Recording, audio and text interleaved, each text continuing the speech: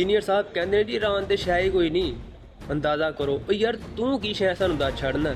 ਇਹ ਕੋਈ ਟਾਈਮ ਸੀ, ਮੌਕਾ ਸੀ ਕਿ ਤੂੰ ਈਰਾਨ ਨੂੰ ਡਿਸਕਰੇਜ ਕਰਨ ਦਾ ਹੈ। ਉਹ ਇਸ ਟਾਈਮ ਕੱਲਾ ਮੁਲਕ ਜਿਹੜਾ ਉਹ ਪੂਰੀ ਦੁਨੀਆ ਦੀ ਸੁਪਰ ਪਾਵਰਾਂ ਨਾਲ ਉਹਨੇ ਟੱਕਰ ਲਈ ਹੋਈ ਹੈ। ਬੇਸ਼ੱਕ ਟੈਕਨੋਲੋਜੀ ਉਹਨਾਂ ਦੇ ਲੈਵਲ ਦੀ ਨਹੀਂ, ਲੇਕਿਨ ਤੂੰ ਹਰ ਵਕਤ ਜਨਾਬ ਉਹ ਇਜ਼ਰਾਈਲ ਦੀ ਆਇਰਨ ਡੋਮ ਜੀ, ਉਹ ਆਇਰਨ ਡੋਮ ਹੈ ਉਹਨਾਂ ਕੋਲ ਬੜੀ ਟੈਕਨੋਲੋਜੀ, ਉਹਨਾਂ ਕੋਲ F-35 ਹੈ। ਈਰਾਨ ਤੇ ਸ਼ਾਇਦ ਕੋਈ ਨਹੀਂ, ਈਰਾਨ ਨੂੰ ਚਾਹੀਦਾ ਕਿ ਉਹ ਡੀਲ ਕਰ ਲੈ, ਝੁਕ ਜੇ।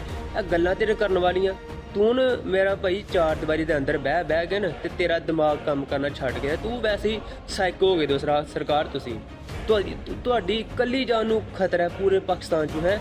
ਉਹ ਜੀ ਮੇਰੀ ਜਾਨ ਨੂੰ ਖਤਰਾ, ਮੈਂ ਤਾਂ ਬਾਹਰ ਨਹੀਂ ਨਿਕਲਦਾ। ਬਾਹਰ ਨਿਕਲਣਾ, ਗੱਲ ਕਰਨ, ਤੇਰੀ ਇੰਨੀ ਤੈਨੂੰ ਜਾਨ ਅਜ਼ੀਜ਼ ਹੈ ਕਿ ਤੂੰ ਕਮਰੇ 'ਚੋਂ ਬਾਹਰ ਨਹੀਂ ਨਿਕਲ ਸਕਦਾ। ਤੇ ਜਿਹੜਿਆਂ ਨੇ ਮੁਕਾਬਲੇ ਕਰਦੇ ਪਏ ਨੇ ਈਰਾਨ ਇਸ ਟਾਈਮ ਇਜ਼ਰਾਈਲ ਨਾਲ, ਤੇ ਉਹਨਾਂ ਦੇ ਬਾਰੇ ਤੁਸੀਂ ਨਾ ਇੱਥੇ ਬਹਿ ਕੇ ਆਵਾਮ ਨੂੰ ਭਾਸ਼ਣ ਦੇਣਾ ਪਿਆ, ਗੁੰਮਰਾਹ ਕਰਦੇ ਪਏ ਤੁਸੀਂ।